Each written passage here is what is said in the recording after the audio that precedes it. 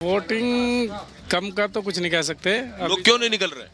लोग तो निकल रहे हैं, धीरे धीरे तो आ तो आप तो निकल आए, बहुत से नहीं निकले। नहीं निकाल रहे हैं, हम सबके प्रयास कर रहे हैं, अपनी तरफ से प्रयासरत हैं हम लोग कि ज़्यादा से ज़्यादा वोटिंग करें। सर वोटिंग कम क्यों हो रही, क्या वजह है? तुम ही जान सको। हाँ ये कह रहे हैं। हाँ यही बताओगे। वोटिंग कम क्यों हो रही है? गर्मी भी है और फिर आदमी को ये है कि भाई 400 पार तो हो ही रहे हैं, तो क्यों खामखा जो है।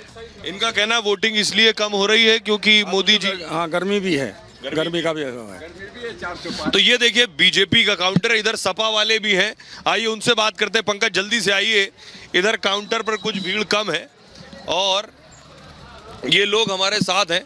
सर एक बात बताइए, वोटिंग कम क्यों हो रही है इस बार? भाई आपको पता, हम तो यहाँ पे वहाँ मतदान केंद्र के अंदर नहीं है कि जिससे पता चले वोटिंग कम। पिछले चरण में भी कम हुई। हाँ तो ये होता है, ये तो ये हो रहा है तो बीजेपी हारेगी। अच्छा ऐसा है? हाँ I am a psephologist, I am a psephologist also. अच्छा हाँ तो वो हारेंगे। हाँ नाकामयाब मोदी जी की इतनी है, लोग ना खुश है और जो है बेरोजगार इतनी है, रोजगारी इतनी हो रही है कि जनता कह नहीं रही है, परंतु अपने वोट के माध्यम से चोट देगी। आपके यहाँ से तो प्रभु श्री राम को ही उतार दिया है। जी प्रभु श्री राम पहले भी थे, मंदिरों में थे, परंतु उतार दिए। वो एक तो बाहरी है, प्रत्याशी है, कोई यहाँ पे जनाधान नहीं है। बीजेपी वाले खुद आपस में लड़ रहे हैं उन्हें हरवाने के लिए। ऐसा? हाँ जी। लोमस हमारे साथ बने हुए हैं। लोमस आप कहाँ हैं, जरा बताइए, लोगों से बात करिए।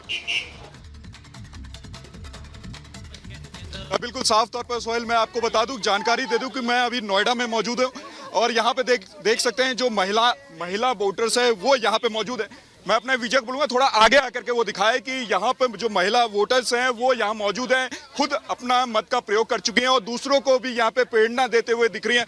हम कुछ महिला वोटर से बात करने की कोशिश। आपने मत का प्रयोग कर लिया? हाँ जी, मैंने अपना मतदान दे दिया, बिल्कुल।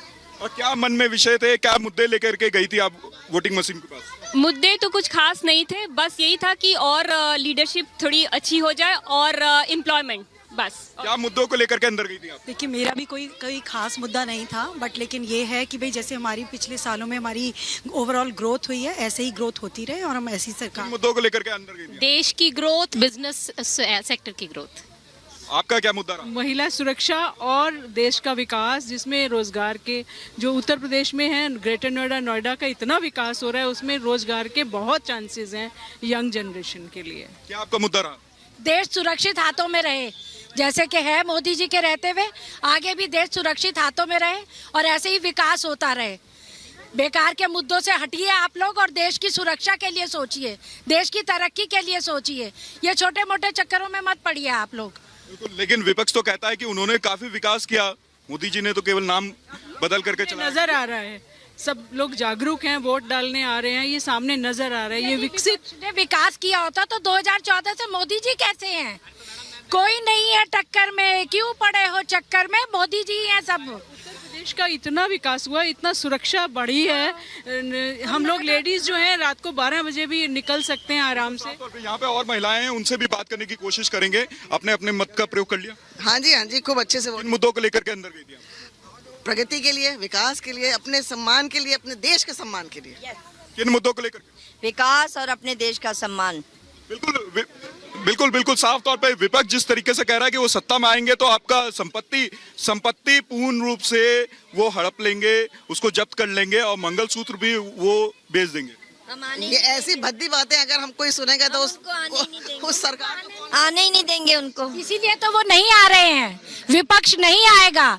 क्या हम मंगलसूत्र इसलिए पहने के विपक्ष को दे दें? हमें पागल समझा है क्या?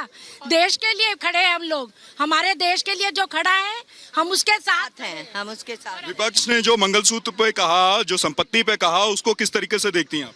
ये बिल्कुल गलत है, ये छोटी मोटी बातें हैं, ये अभी कुछ कहने के लिए उनके पास है नहीं, तो ये मंगलसूत्र और ये इसकी बात निकाल रहा है। और अभी सुप्रीम कोर्ट से एक ऑर्डर भी आया है कि उन्होंने वो भी कहा था कि ईवीएम नहीं, वीवीएम से होगा तो वो खारिज कर दिया जाएगा। लेकिन अब उनका यही है कि अगर उनके लोग जीते तो सही चल रहा है वीवीएम, और अगर पक्ष वाले लोग जीत रहे हैं तो सही चल रहा है। तो ये कोर्ट का ही करार है। ईवीएम को लेकर के भी जो सुप्रीम कोर्ट ने फैसला दिया है वो भी महिलाएं बता रही है कि जब विपक्ष जीतता है, लोमस इस बीच बड़ी खबर आ रही है, दर्शकों को बता दें कि लोमस इस बीच वीके सिंह साहब जो कि गाजियाबाद से सांसद रहे, इस बार टिकट नहीं मिला, वो वोट देने के लिए पहुंचे हैं। गाजियाबाद में जनरल वीके सिंह ने मतदान किया है और मतदान के बाद रिपब्लिक भारत से बात की है।